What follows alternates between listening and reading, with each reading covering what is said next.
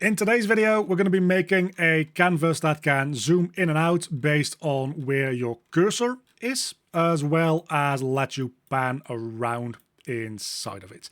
The contents of which are going to be the skill tree that I've been working on in this skill tree series, but you don't really need to follow along with any of that in order for this video to work. This is purely going to be about zooming and panning your canvas. So as a basic setup of what we have already done before, so that you know what we're doing, is I have this menu here that contains a sub-widget. The sub-widget is just aligned with all of its corners to however big it is, so that it stretches properly on different aspect ratios and all that kind of stuff. We're not really going to be doing anything within this skill tree widget menu. So then we go over into the skill tree itself, and this is a canvas panel. Now, do pay in mind that the fact that this is a canvas panel and we're going to be putting it within another canvas panel here means that you probably don't want to instantiate hundreds or even many tens of these, because canvas panels are somewhat more expensive to render. Theoretically, everything that we're going to be doing here should be doable with an overlay as well. We're just using a canvas panel. So in whatever panning widgets you want to have, it's probably good to actually make this a parent class that you can put other things inside of. What we're going to do is we're going to go over to the event graph, and there, just ignore everything that's in here already. Again, that's all skill tree related. What we're going to do is we add in a handful of function overrides here. So we want to add in on mouse down. So that is on mouse button down. We want to add in on mouse button up, on mouse move, and then finally on mouse wheel, because we're going to be using the mouse wheel to zoom in and out. And then you probably also want to make a on mouse leave real quick. That's going to be an event, not a function. And the reason that we do this is because if we ever leave while trying to drag around, we want to tell the widget to stop dragging, because it will no longer recognize the mouse up event if we're not over it. All the mouse clicks and ups and downs are just going to effectively be setting this value here, which is whether or not we are dragging our widget right now. So if the mouse ever leaves our widget, we obviously set that immediately to we're no longer dragging. And then we can go in to the mouse functions here. We do mouse button down, and there we check the mouse event. We get the affecting button, and we check whether or not that is the button that we want to use for dragging stuff around. So this could be the left mouse button, this could be the right mouse button, it could even be the middle mouse button. I'm going to go for the right mouse button in this case. If you want multiple things to be able to drag around, you can also just check multiple things. So right or middle mouse, and then just put this into an or boolean, so that either one of these will work. If the mouse button that is being pressed down is actually one of these now, what we will do is we will set dragging, again, the variable that we just made, to being true. So we just put that in there, hook everything up like this, and then it is important to actually tell the return node here that this input event has now been handled, so that it knows that it doesn't need to do anything else after this with his inputs. And we're actually just going to copy over all this stuff here, because the mouse button up is pretty much going to do the same thing. It's just going to check, hey, is the mouse button that we are affecting, so mouse event goes into there, is that the right mouse button or the middle mouse button? If so, dragging will be set to false instead. And then we want to return handled. All that just to keep track of whether or not we currently want to be dragging around our widgets. So let's do the dragging around first, and then we'll do the zooming in and out afterwards. So dragging around is done in the on mouse move function. And here it's important that our canvas panel inside of our designer, or at least whatever is the topmost thing that we're working with, has its variability set to is variable. If you're using a canvas panel, by default, it will not be variable.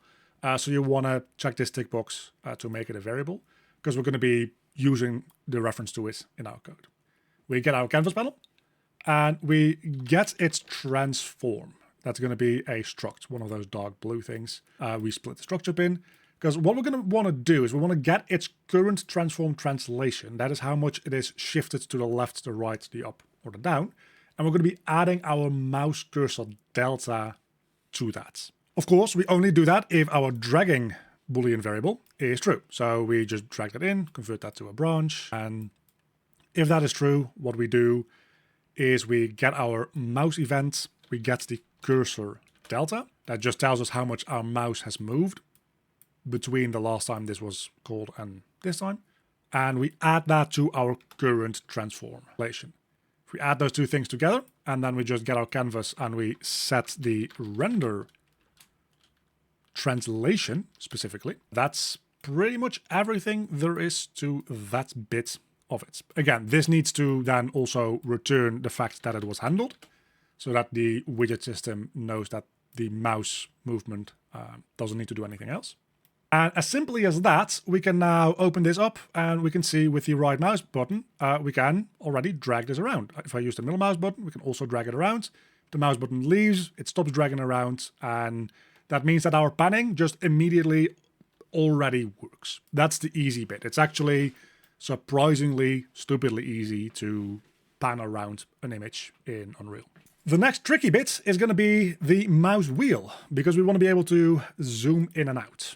And for that, we're going to need to set up a couple of quick extra variables that we want to be able to work with inside of this function as well. So variables right here. We want to have a minimum zoom level that we can be at. Of course, that's going to be a float. This might actually make sense to expose as being instance editable. So if you have panning widgets in multiple places throughout your game, you can set different minimum zooms and maximum zooms, which is the next thing that we're going to be adding to each individual instance, because some of them you might not want to be able to zoom in as much as others. Then we want to get our current zoom level. That one doesn't need to be exposed because that's just for your code to look at. And then we have the zoom step, which is how much we zoom in per tier of your mouse wheel movement. Again, this, to be fair, I'm saying mouse wheel movement. We're doing with the mouse wheel at the moment. Of course, you could also map this to any other button inputs, and then a zoom step would just be one press of that button. But we're going to be doing things with the mouse because I always like to also make it zoom in on wherever your mouse cursor is, just like this blueprint graph would do, right? Everything here is going to be focused on the mouse, but it's pretty straightforward to change this over to some other method of zooming in and out. So first and foremost, we need to figure out the origin point of our zoom. So where is our mouse cursor? So we get our mouse event, and there we get the screen space position of the mouse. Coming off of the geometry of this, we want to do a absolute to local coordinates, because this gives us screen space coordinates. What we want is we want local coordinates. We want to know where is the mouse relative inside of this widget specifically, not on the screen. We want to know where it is within this widget. That's how we get that. We can promote that real quick to a local variable. Doesn't need to be a normal variable, just local is fine. It's actually even better. And we'll call that something like origin point. It's also nice to set this up as a variable, because if you ever want to do anything with a different origin point for your zooming in and out, all you need to do is change whatever this code is doing to set your origin point. So having that as a variable just makes it easier to change your code at a later date if you wanted to. Then we need to remember what the current translation of our canvas is. So once again, we get our canvas panel. We get the transform for it, and then we split that structure bin, and we promote that to another local variable. Call that something like alt trans for alt translation. Then we get our current zoom, which you might actually want to set up a default value for your zoom as well. It's likely going to be just 1. And our minimum zoom and maximum zoom, also set that to defaults, like 0.2. So it'll be maximum zoomed out to about 20% of the size, and then 3, so that the maximum zoom in is about 300% of the size. And our zoom step as well, let's make sure that's set to something like 0.1. If that's a value of 0, everything kind of freaks out. But we get our current zoom and we promote that to a local variable as well, because we're going to need to remember what we were zoomed at, and then what our new zoom will be to offset our translation here in a moment. So before we start changing any of these values, we just kind of need to set them aside as local variables that we can then look back at like, oh yeah, it used to be this. We'll call that something like old zoom. Then we'll actually set the zoom itself to a new value. So this is the global variable, the variable for the whole widget, the zoom thing that we just made. And the way that we're going to be setting that is we're going to get our zoom and we're going to be adding to that our zoom step multiplied by our mouse wheel delta. So we can get the mouse events again and we can get our wheel delta. And this will effectively always be, if you have a mouse with like steps, a +1 or -1 value. If you have a mouse without steps, my mouse can go back and forth between the two, might be able to be a different value, but it still is a value that either says positive direction or negative direction. That's mostly what we're doing this multiplication for, is figuring out, do we want to zoom in or do we want to zoom out? So that multiplied value is what we're going to be adding to our zoom. And then we want to be able to clamp that between our minimum and maximum. So if we are trying to zoom out beyond what we should be allowed to, it'll clamp it to the minimum, same with the maximum on the other side. So we can clamp float with this node over here. And then we just put in our minimum zoom and our maximum zoom. And that's going to be setting our new actual zoom value. In this way, we have our old zoom just tucked away for use in a moment, then set our new zoom so we have both values ready for use. And we're actually going to immediately use both values as well, because we're going to be making one more local variable here, and that will be our zoom ratio. What is going to be the ratio between our old zoom and our new zoom? This is a value that we're going to be using to offset our translation in a moment, because when we zoom in, we're technically always initially zooming in from the origin point of our canvas. So then after we've changed that scale, we need to then adjust the translation of our canvas to account for how far away we were to begin with. Again, if this doesn't quite make sense yet, hopefully once we actually start getting into the math for the translation and using the origin point for that, it might make a little bit more sense. But the way we get the zoom ratio is getting our current zoom, after we've just set it here, and dividing that by whatever the old zoom was before. Quickly cutting in here during the editing, I am an idiot. I am setting the zoom ratio here by dividing the zoom by the zoom step. Obviously, that's a bad idea. You want to divide the zoom by the old zoom, as I was saying out loud. But if you're looking at this at any point and you're like, hey, dividing it by the zoom step, I'm only finding this out after the fact, I just pulled in the wrong node. You want to do zoom divided by old zoom. So if we're here at either the minimum or the maximum, or somehow the zoom step ended up being 0 here, these values will still be the exact same, and dividing them will be a value of 1. But if these values are not the same, they are going to either be a value under 1 or over 1, and that's going to help us offset everything in the right direction. So now let's build the new translation, or the new position for our panning widgets. Just to keep things organized, I'm going to make that a new local variable as well. And we'll call that something like new position. And that's going to be a vector 2D. So here, vector 2D. It's going to be an X and Y coordinates, and we'll drag in a setting node for that as well. If you're not familiar, by the way, you can drag in, hold and control, and automatically get a getting node. And with Alt, it's automatically going to be a setting node. It's one of those things that I every so often just like to throw in, make sure everybody is aware. So we'll get the origin, and from the origin point, we're going to be subtracting some values. And the value that we'll subtract will be the origin point minus the old translation that we have tucked away.